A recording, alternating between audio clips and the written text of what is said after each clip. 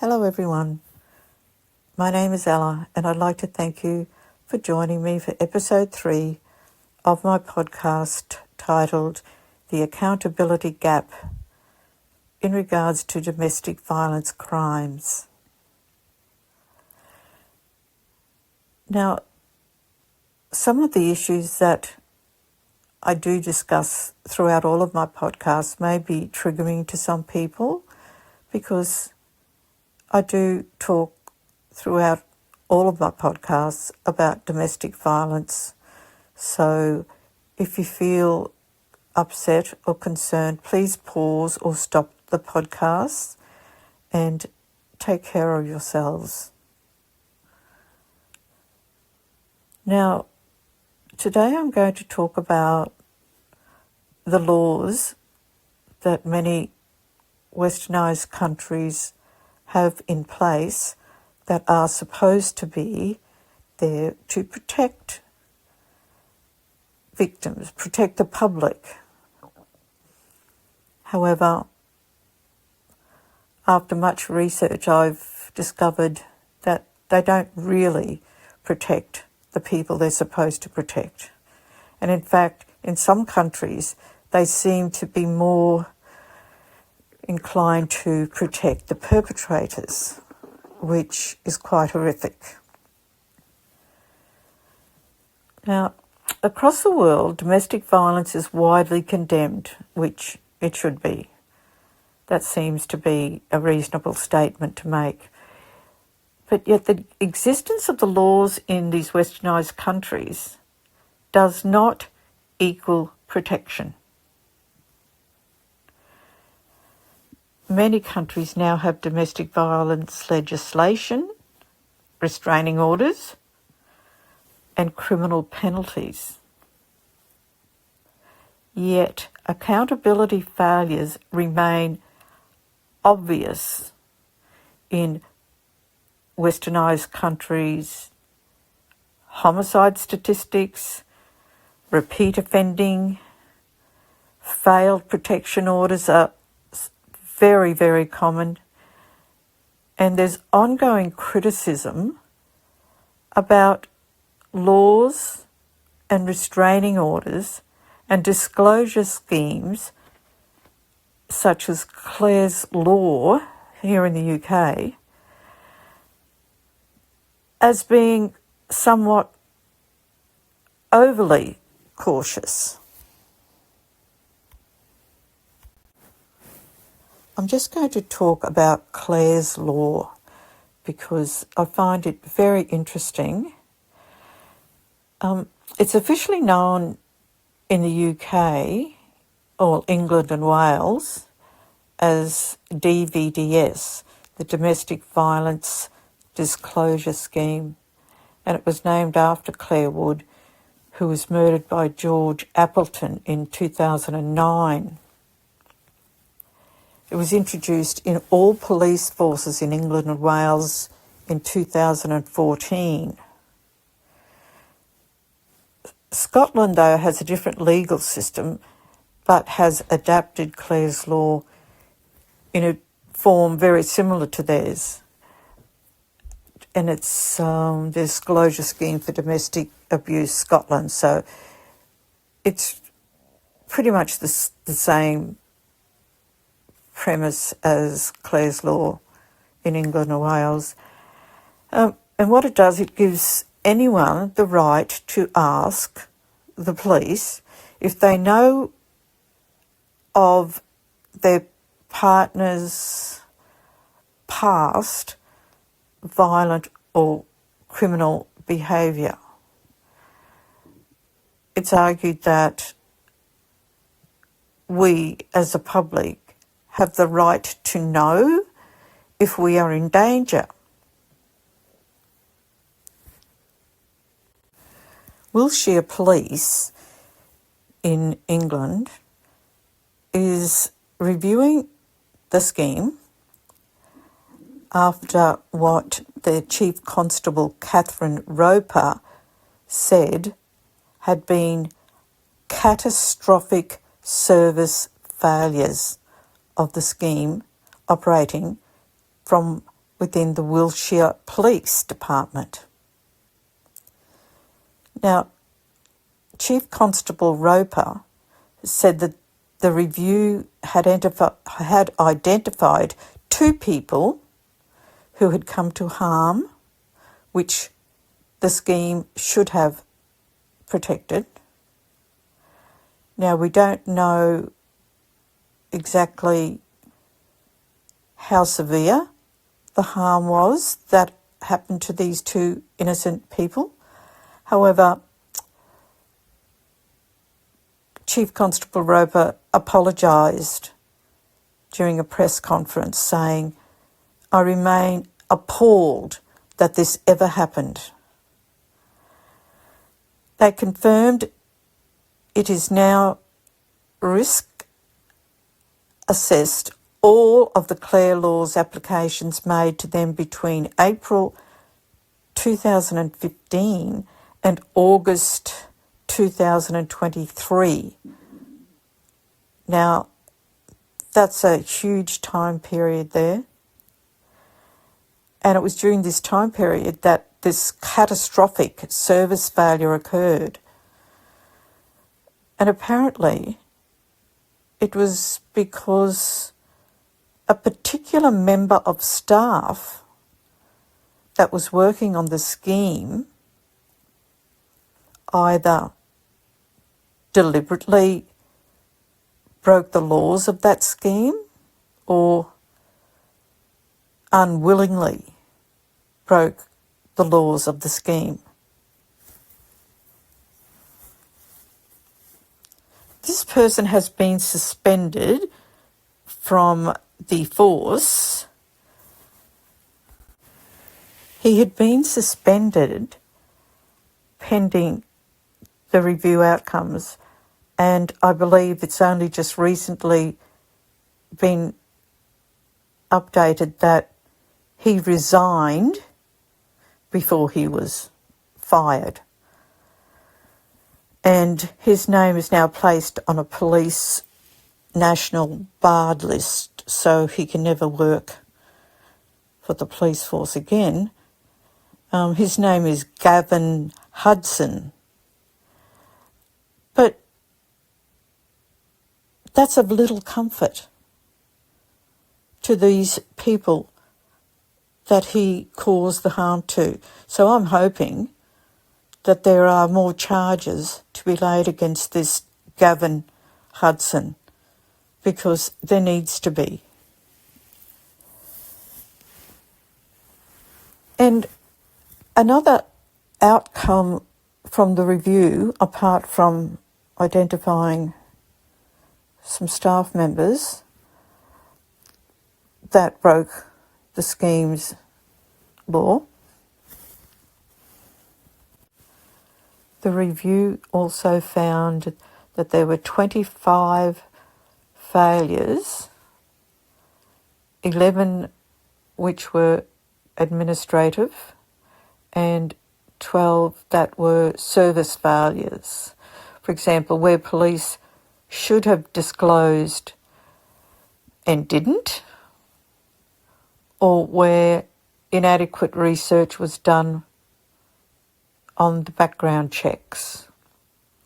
Now, 4 referrals had been made to the IOPC, which are being investigated independently. And to get a review carried out as effectively and swiftly as possible, I'm quoting Chief Constable Roper here, she said that the force has put 45 members of staff on a review team. So if she's putting an extra 45 police officers just on a review team,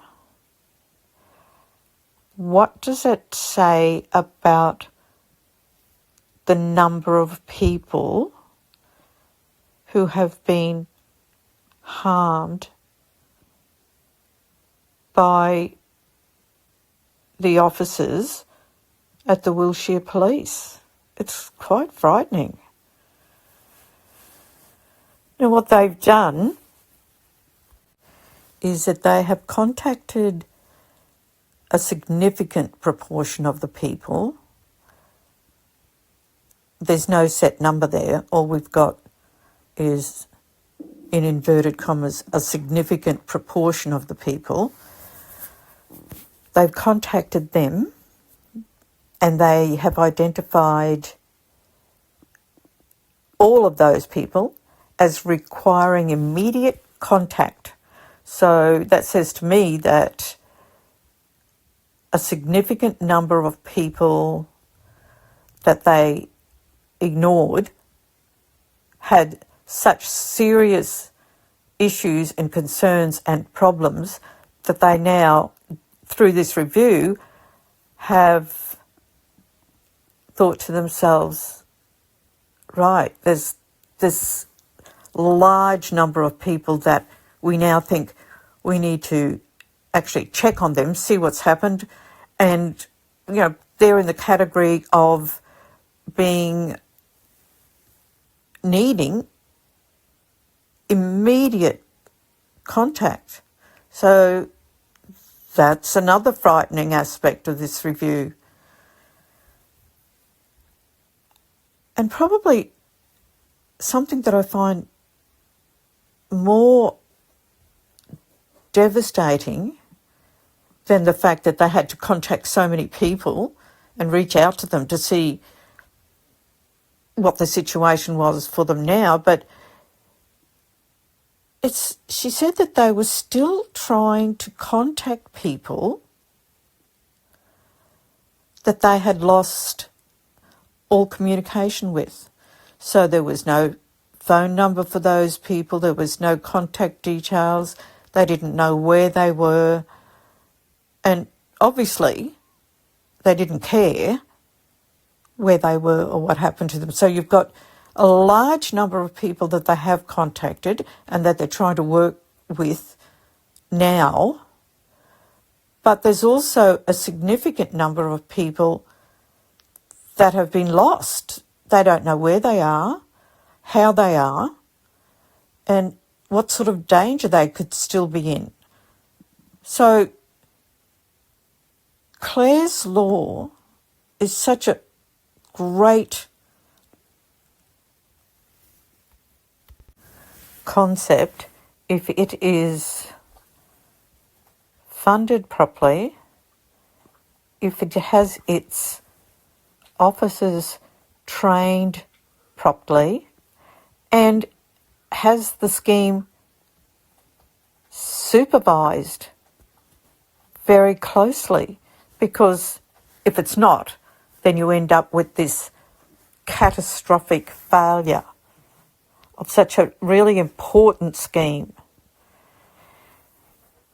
And as the press conference was winding down, the Chief Constable said, "We've put more scrutiny in place now than we've ever had into both the ongoing review, but also the team who are assessing new Clare's Law applications." Well, once again, that's great, but they shouldn't have had to do that now. The law has been law since 2014,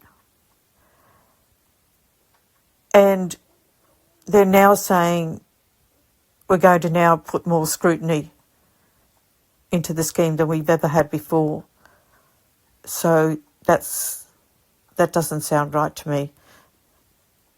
It sounds like the scheme, the law, is fantastic as a protection for the public. I believe Clare's parents worked tirelessly to get this law into Parliament and to get it made into law, and it must be so disheartening, so tragic for them to know that there are these catastrophic failures happening. And this is just one police centre in Wiltshire. So it's all very, very sad. And then the Chief Constable says, well, we urge all people to come forward if they have concerns about people, put in an application for Clare's Law and don't let this deter you. That might be a big ask for a lot of people suffering from domestic violence.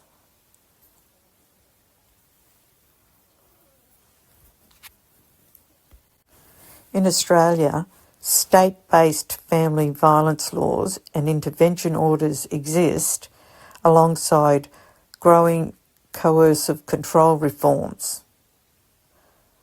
Yet fragmented systems, repeat offenders, and disproportionate impacts on Indigenous women continue to expose major accountability concerns, while domestic violence remains one of the leading causes of homelessness among women. Criminal protections and protective orders exist, but rural access barriers, inconsistent policing, and high violence rates in Indigenous communities continue to raise serious concerns about enforcement and protection.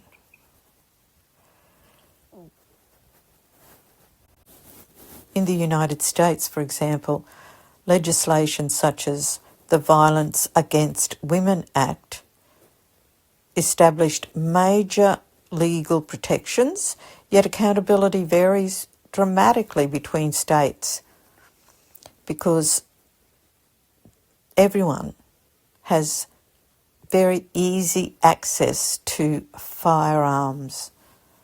We know that. We all know that. Every household has at least one gun. It's quite frightening. And owning these guns increases the fatality rate when domestic violence occurs. So in the US, the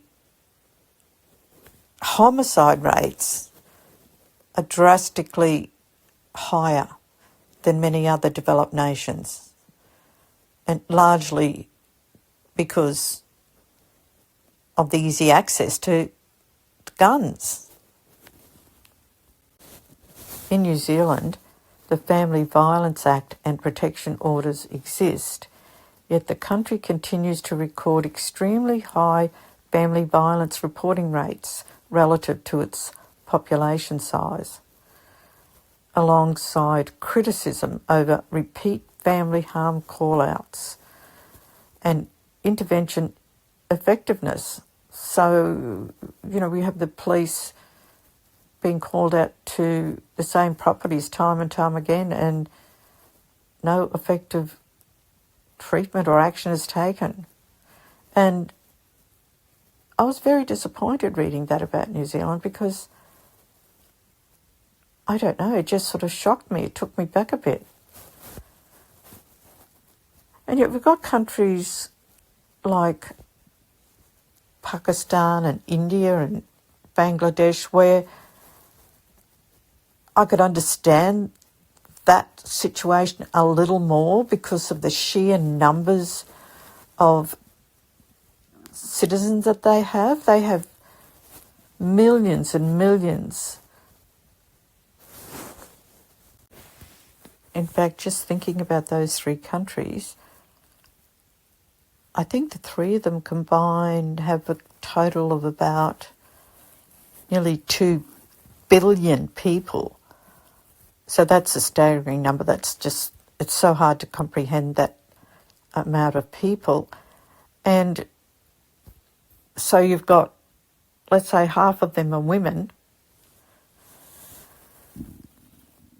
It's a staggering problem, but governments are responsible for making the best effort they possibly can to stop the killings, stop the homicides, stop the child abuse. And yet it's not happening. But something interesting that I came across was that I wondered how the comparison between westernised countries and emerging countries sort of stacked up against each other. And it seems like even the emerging countries have domestic violence protection laws on their books, so to speak. But I don't think we in the westernised world can hold our head up and think, oh, gee, we're doing a great job compared to emerging countries, when in fact we in the westernised countries have major problems with domestic violence crimes. So I don't think we can point the finger at any other lesser country doing worse than what we are, because our numbers are quite staggering considering our small populations and the amount of wealth that we have in the westernised countries. So it's really important that I think we realise that, because it doesn't mean if you live in a wealthy country and laws are written that you're going to get any more protection than, say, someone in India. You know, that's not guaranteed. In fact, I don't think you could even say that in a sentence, because it's just not true. Staggering is a word I use a lot throughout my podcasts, and I think the reason I do that is because it's the one word that I find seems to sum up the whole domestic violence crime sprees that are taking over the world. And governments just keep throwing money at the crisis, and societies and law enforcement agencies throw a lot of words around, a lot of press conferences, a lot of articles, and still, I will argue, domestic violence crime numbers are skyrocketing. And yes, they are staggering. Now, I just want to have a quick chat here about the groups of people in our societies that domestic violence affects. And I'm talking all aspects of domestic violence. Sexual violence and physical violence seems to be the two areas that are just completely out of control. But we have financial abuse, psychological abuse, emotional abuse, technological abuse, and then we have children in that mix. So I really think that domestic violence crimes touch everyone in every community, in every country on the planet. I mean, looking at some of the people affected, we've got women and children and some men. We've got the LGBTQ plus community. Well, we all know the horrific abuse that trans women constantly receive. It's horrific, and yes, it's staggering. Indigenous women and children. The statistics for this group of people is, yes, I'll say it again, staggering. And one of the reasons that is so devastating to me, reading about Indigenous communities right across the planet with domestic violence, is that they don't report the crimes because, well, there's various reasons, as there are in other communities, but one of the saddest reasons was the lack of trust they have in authorities.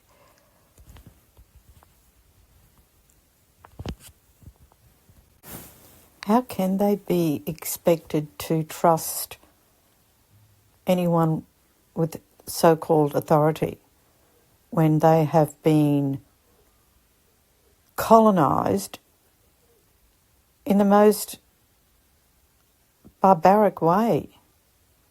And they are all still living in poverty.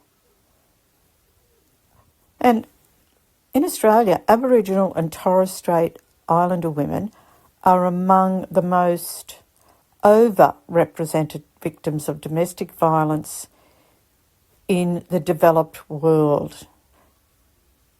Let that sink in for a minute. In Australia, a very rich country,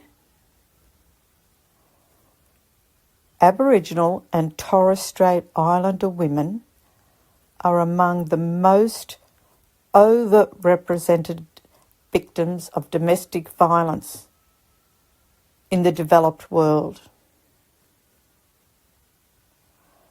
First Nations women are estimated to be 32 times more likely to be hospitalised due to family violence and around 10 times more likely to die from an assault than non-Indigenous women. It's also estimated that around 90% of violence against First Nations women goes undisclosed. So it's an enormous problem there.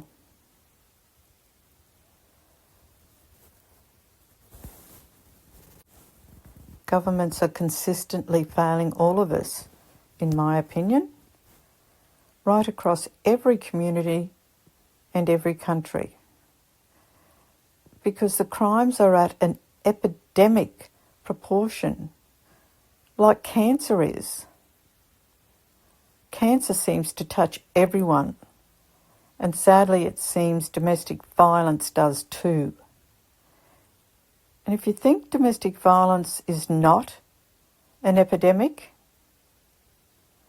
global statistics say otherwise.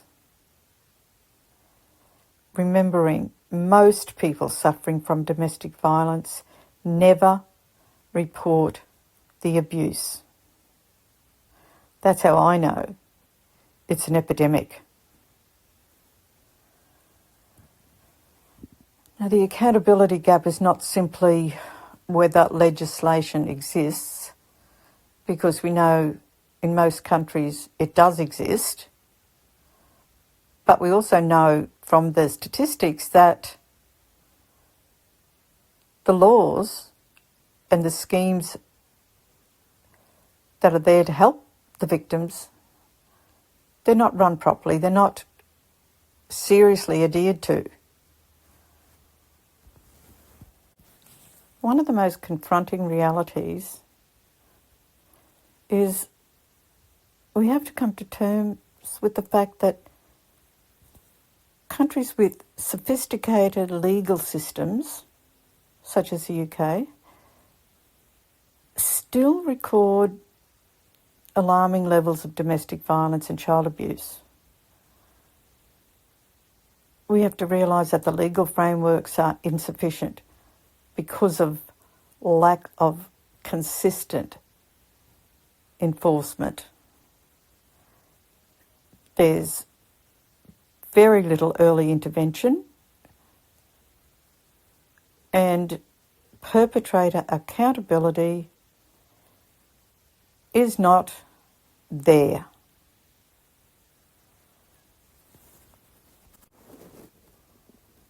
I might sign off here, and thank you very much for listening to my podcast today.